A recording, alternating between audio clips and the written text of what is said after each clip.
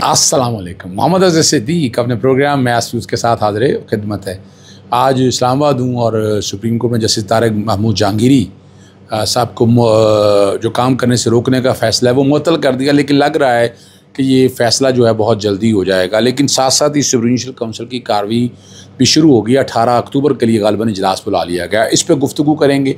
और जो speaker Punjab assembly dictator बने हुए हैं, एक और आइनी दरख्वास्त की इस्तेमाल जस्टिस खालिद इसाक साहब को, मैं नहीं था, मेरे एसोसिएट्स पेश हुए, वो भी 3 अक्टूबर के लिए हुक्म इम्तनाई की दरख्वास्त पर नोटिस किया है। फिर पुलिस मुकाबलों के हवाले से एक बड़ा अहम मामला मैंने उठाया, वो लाहौर हाई कोर्ट में मैं नहीं था, एसोसिएट्स पेश हुए, वो वाला मामला बड़ा। और यहाँ मैं इस्लामाबाद हाई कोर्ट में कोशिश कर रहा था कि इमरान खान साहब से मुलाकातों के हवाले से जो केसेस हैं और कमीशन बनाने के मुतालिक उसकी समाअत मुमकिन हो सके, वो मैं अभी तक कामयाब नहीं हो सका। मेरी कोशिशें चल रही हैं और मैं करता रहूँगा सारे अपने तौर पर। सबसे पहला जो मामला मैंने आपके सामने रखना है वो बड़ा एक अहम है। पहले तारीख़ी तौर पर जो है ना, 13 दिसंबर 2023 में, अगर आपको याद हो, जस्टिस सरदार तारक मसूद की सरबराही में 6 रुकनी बेंच ने फ़ौजी अदालतों को कलअदम करार देने का फ़ैसला 5-1 की अक्सरियत से मुअत्तल करने का हुक्म दिया था। जस्टिस मुतर्रस राय ने हुक्म इम्तनाई जारी करने से इख्तलाफ किया था। मौजूदा बेंच के जो सरबराह हैं हाजी अमीनुद्दीन साहब व जस्टिस मदर समेत जस्टिस हसन नज़ीर अफ्रीकन को नोटिस जारी किए बगैर हुक्म इम्तनाई जारी करने की हमायत की थी। आज जस्टिस हाजी अमीनुद्दीन और उनके आम ख्याल जजेस कहते हैं अफ्रीकन को नोटिस जारी किए बगैर हुक्म इम्तनाई कैसे मुअत्तल करने की बात हो रही है। क्या जस्टिस हाजी अमीनुद्दीन का असूली मौक़िफ़ तब्दील हुआ है? अगर नहीं तो माजी में बगैर नोटिस हुक्म इम्तनाई मुअत्तल करने की हमायत क्यों की थी? इस वक्त मौक़िफ़ दुरुस्त है या आज? जस्टिस मुज़ाहिर अली नकवी साहब के जुडिशल काउंसिल की कार्रवाई के खिलाफ हुक्म इम्तनाई भी जारी नहीं किया गया था। ये रिकॉर्ड के ऊपर चीज़ें मौजूद हैं जो समझने के लिए बहुत ज़रूरी हैं।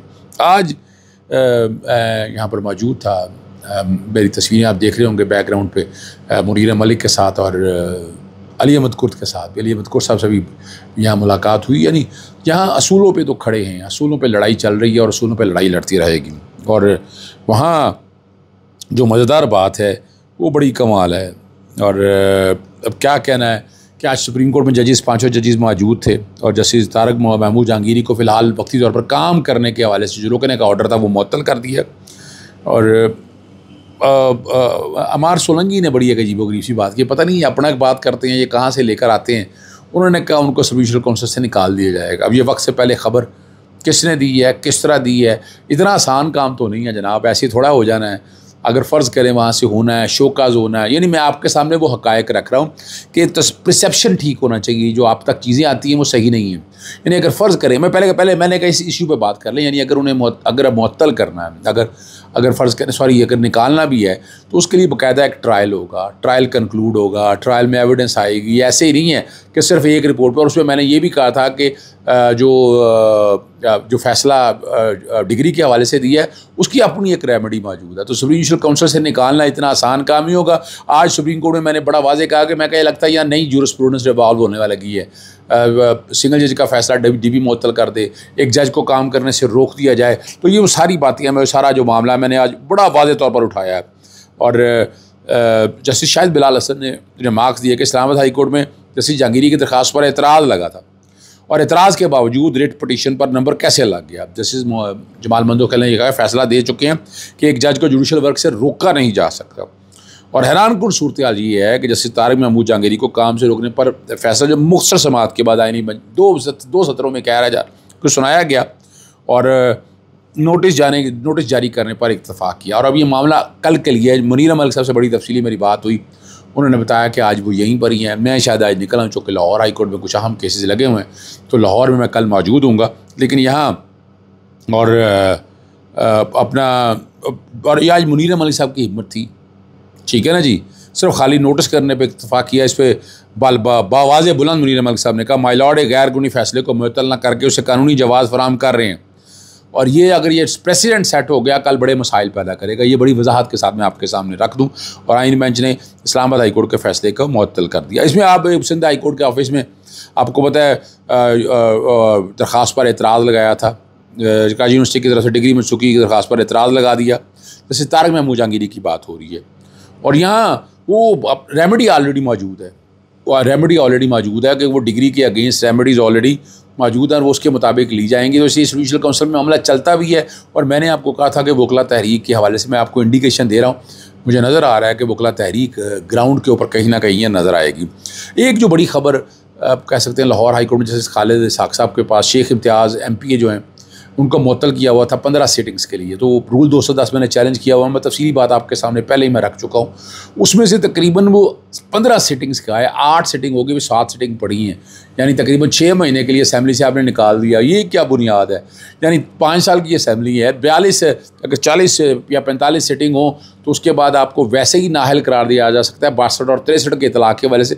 ये वो सारे मैंने कानूनी नुकात जो है ना वो सारी अदालत के सामने उठाए हैं ताकि अब बात बड़ी वाज़े तौर पर आप समझ सकें और आपको अंदाज़ा हो जाए। और मैंने यही कहा है कि 62 और 63 के हवाले से जो मेरी टीम ने कहा, जो मैंने उसमें लिखा हुआ है, वो मैं आप तक सारी बातें बताना चाहता हूँ ताकि आपको अंदाज़ा हो जाए कि हालात और वाक़यात क्या हैं। अली मीन गंडापुर के वारंट गिरफ़्तारी, सख्त ऑर्डर आ गया, पेशावर का जलसा था, आज वो इमरान खान साहब से मिलने गए हुई हैं। और अवामी रद्द-ए-अमल को देखा जाए तो अवाम उनके ख़िलाफ़ अगर नहीं है तो उसकी वजह से इमरान खान से, वरना उनको मुस्तरद कर चुके हैं। 26 नवंबर के बाद मासूक का किरदार और भी मशकूक हो गया, ये सारा कुछ हम देखते रहे हैं। और अली मीन गंडापुर ने मिर्ज़ा अफरीदी की सूरत में PTI से बज़ाहिर जो बातें सारी आ रही हैं, क्या कुछ किया, फ़ौजी ऑपरेशन होने के बाद जनाजे उठाए जा रहे हैं, अवाम के पास ये सारी बातें बड़ी वाज़े तौर पर आ चुकी हैं। ऑडियो लीक्स केस में सेशन अदालत ने सख्त ऑर्डर जारी हो गया, अदम पेशी पर जो है नाकाबिल ज़मानत वारंट जारी कर दिए।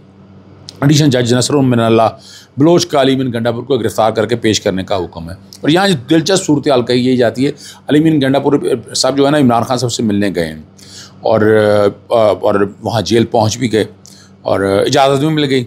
और अजीब यानी बढ़ के जो सूरत हाल आपके सामने आई है वो मैंने तस्वीर का दोनों रुख मैंने आपके सामने रख दी हैं ताकि आपको अंदाज़ा हो जाए कि असल बात क्या है और हालात किस सिमत की तरफ जा रहे हैं, उसे आपको अंदाज़ा हो जाए। और मुलाकात इमरान खान से होनी बहुत ज़रूरी थी, ये बातें सारी सामने आनी ताकि आगे एजेंडा क्या, आगे आप करना क्या चाहते हैं।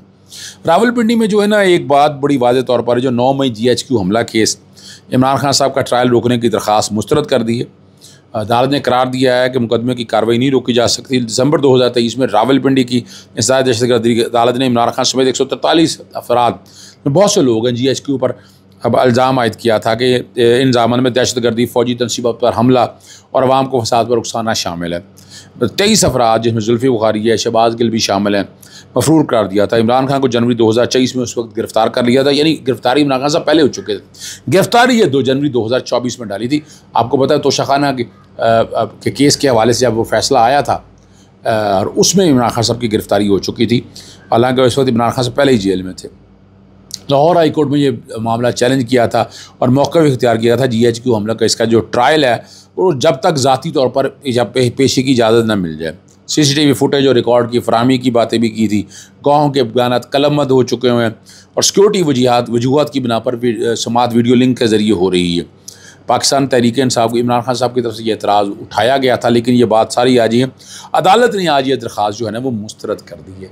चीज़ें अब आपके सामने निखार के निथार के जो मर्ज़ी आपके सामने आ रही हैं, आपको अंदाज़ा भी हो जाना चाहिए कि हम जा किस सिमत रहे हैं और हो क्या रहा है, फ़ैसले क्या होने जा रहे हैं। ये ज़रा बहुत ज़रूरी है समझने के लिए हमें। अब मैंने आपके सामने पहले कहा था कि ये हफ़्ता बहुत ही आम होगा, अब समात बाकी जो कल तक होनी है, फिर तोशाखाना का जो ट्रायल है वो भाग रहा है, दौड़ रहा है, चल रहा है, ये सारा कुछ आपके सामने आ गया और लग यही रहा है कि यहाँ से अगर इमरान खान साहब की सज़ा, अब चूँकि ये भी अक्टूबर में चली गई हुई, ये भी अभी जल्दी की समात नहीं रखी हुई, बात हो रही है 190 मिलियन पाउंड की सज़ा के सस्पेंड मुअत्तल होने के फ़ैसले की बात हो रही है कि उसमें भी टाइम है और हालात बता रहे हैं कि हम कहाँ खड़े हैं, हमें अब आगे क्या फ़ैसला करना है। यहाँ देखिए, जब मैं तो आज भी कह रहा हूँ, पहले से भी कह रहा हूँ, जब तक अवाम नहीं निकलेगी ये मामला हल नहीं होंगे। अवाम सड़कों पे निकलेंगी तो ये मामला सेटल डाउन होंगे और हालात किसी एक पॉजिटिव सेंस की तरफ जा सकेंगे। दूसरी जो है वकला की तहरीक के हवाले से बार बार कह रहा हूँ, वकला की तहरीक बनेगी और आएगी। हमारी लीगल स्ट्रेटजी, पॉलिटिकल स्ट्रेटजी और सोशल स्ट्रेटजी, मैंने आपके सामने ये सारी बातें, मैं बार बार दोहराना नहीं चाहता, लेकिन ये सारी बातें मैंने आपके सामने रख दी हैं कि अगला लाएअमल कैसे करना है, किस तरह लेकर जाना है, किस तरह सेटल डाउन करना है। जब तक आप एग्रेसिव मोड में नहीं आते तो बड़े मसाइल आपके लिए रहेंगे, मुश्किलात रहेंगी, इश्यूज़ रहेंगे और उन चीज़ों को अगर आप उस सिमत में लेकर जाना चाहते हैं तो आपको सख्त एक्शन लेने पड़ेंगे। इसके लिए स्ट्रेटजी बदलनी पड़ेगी, हालात तब्दीली की तरफ तो नहीं जा रहे हैं। मैं नहीं ये समझता तब्दीली, बैनुल-अक़वामी दुनिया के अंदर जो हालात हैं ऊपर से पर्दा में हम डिस्कस करते रहते हैं और हम करते रहेंगे, लेकिन आप तक ये सारी बातें मैंने बता दी हैं ताकि आपको आइंदा से आपको समझ आ सके आगे क्या होने जा रहा है। इजाज़त चाहता हूँ। अस्सलाम वालेकुम, अल्लाह हाफ़िज़। पाकिस्तान ज़िंदाबाद।